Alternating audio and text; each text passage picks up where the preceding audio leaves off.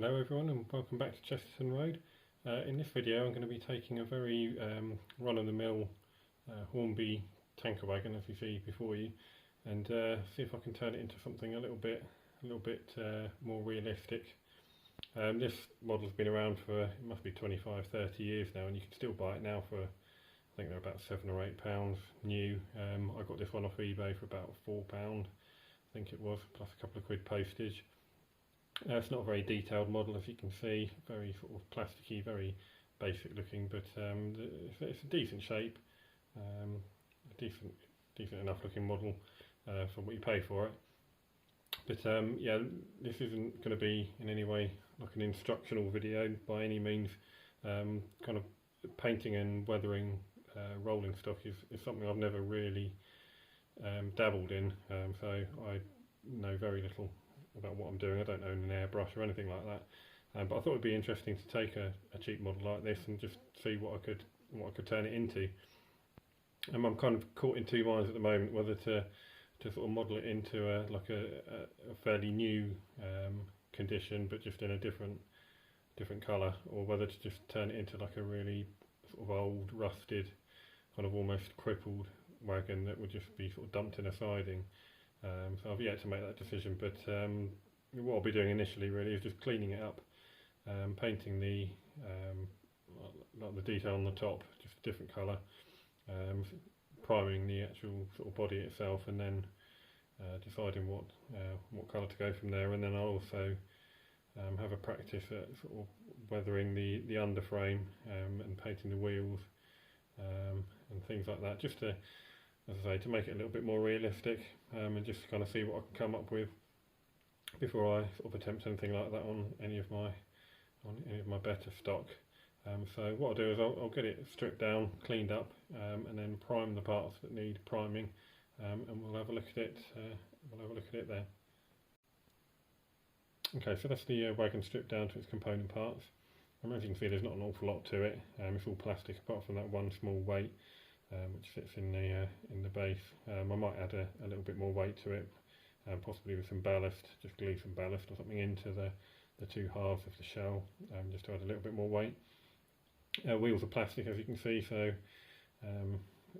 not great, but I don't want to go to the expense of replacing them with metal ones, because I haven't got any lying around. I don't really want to spend any more money on it for what it is. The end frame itself actually has got a reasonable amount of detail on it for what it is. So hopefully some sort of careful weathering and everything will sort of highlight the detail a bit, and yeah, it'll look a bit better. But yeah, next stage is just to prime the two halves of the tank, and then this bit here, which is like the sort of detailing that goes on the top. I'm also going to paint that up just with like a galv spray, so it will be like sort of galvin appearance, and then I might weather it down a bit as well, just to so it's not too shiny. But yeah, we'll get that done, and then we'll have a look and see how it's looking. Okay, so I've made a bit of progress.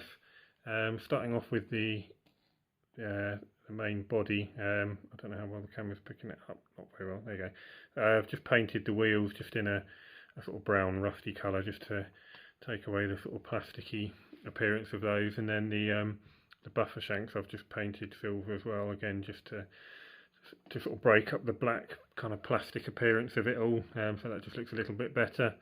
The kind of sort of detail part on the top, I've painted that in like a galv spray, just to give it a kind of metallic appearance, which I'll weather down in due course. And then the main tanker body is obviously where I've concentrated my efforts. I've just primed that in grey, and then I've used burnt umber, which is a nice kind of deep muddy sort of brown.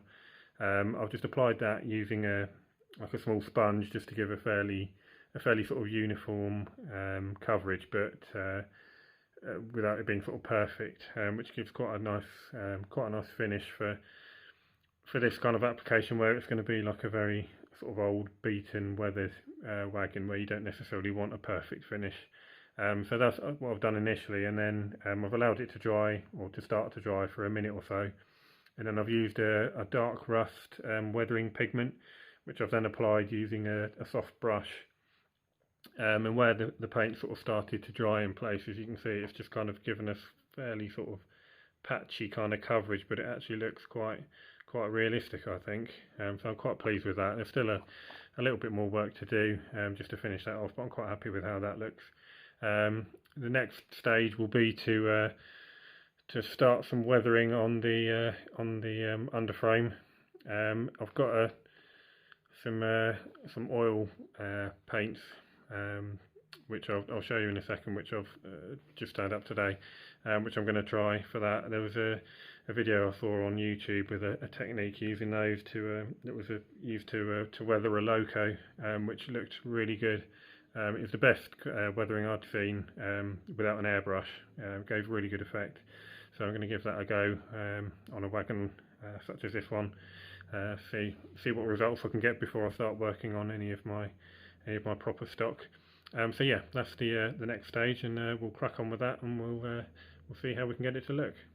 Okay, so I'm ready to start weathering the base of the wagon now, and these are the paints I'm going to use here. They're by a company called MIG. It's their oil brusher range, and the three colours that I'm going to be using are dark mud, rust, and medium grey. As I mentioned earlier, the technique I'm using was one that I saw on a video on YouTube recently. It will just show the technique better probably than I will, because it's the first time I've attempted something like this. So it's well worth a watch, and I'll put a link to that in the description. I'm also going to weather this top piece as well. But the technique, basically, what we're going to do, we just take each colour, and these have got, as you can see, they come with a handy little brush. We're just going to put some little dab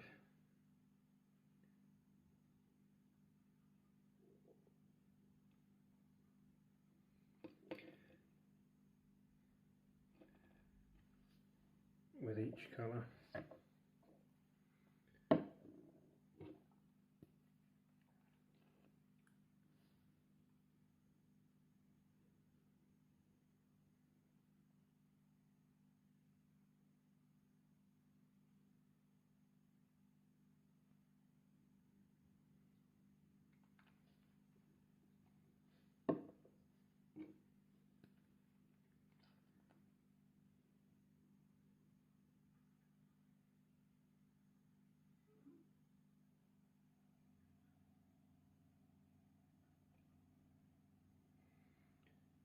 And what we do, we're going to take our little brush, and then we're just going to start spreading those colours around, mixing them together.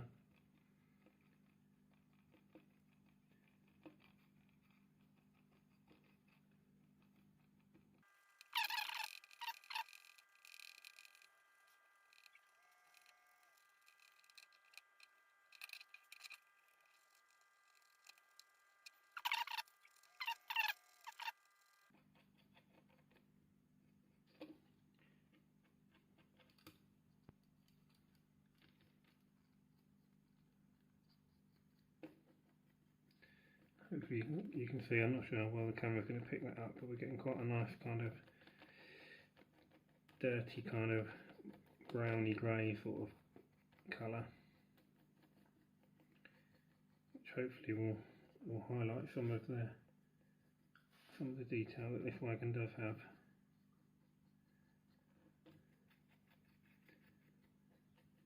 Just start working it in on the front there as well.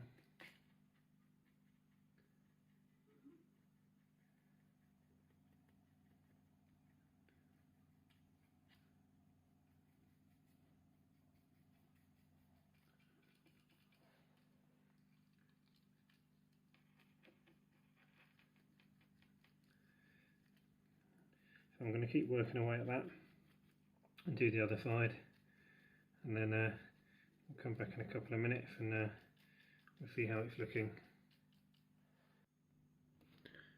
Okay, so that's both pieces done now. It's not picking it up very well on the camera, but it's just giving it, it's taken the kind of black sheen off, plasticky sheen off it, and just giving it like a nice kind of dull sort of weathered appearance. Once it's all dried and put back together, I'll get some better film of it, which will show it a bit better. But in certain angles, certain lights, you can kind of see the kind of effect that it gives. And then for this piece here, I've also painted that. With that one, I didn't use the rust, I just used the medium grey and the dark mud, just to give a slightly sort of greyer kind of finish. But that's just kind of dulled that down quite nicely. Obviously, being oil paint, as you can tell from my fingers, it's going to take quite a while to dry, so I'm going to leave that for a day or two, let it fully dry, and from there it'll be just a case of putting the wagon back together, and then just seeing if we need to do any final sort of weathering, maybe some black stains where oil or whatever liquid it's carrying has kind of run down the body of the tanker, things like that. Yeah, I'll wait for the paint to dry, put it back together, and we'll see how it's looking. So we're back on the layout now. The only thing I've done to the wagon is just give it a coat of matte varnish just to seal it all in. As you can see, it's kind of darkened it right down, and it has kind of taken away some of the sort of dusty kind of rust appearance that it had before, but I'm still quite happy with it.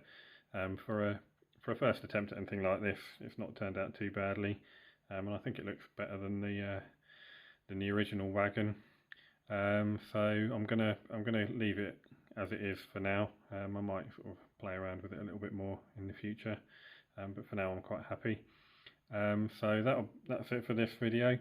I should be back with a layout update soon. I've not made a huge amount of progress, but you can probably see in the background there's a bit of a scene there that I've created, so I'll go into that with a bit more detail in the next video. But for now, I'll leave you with a few running shots. Thank you very much for watching. If you like this video, please do give it a thumbs up, subscribe to the channel, and feel free to drop any comments below, and I'll see you in the next one.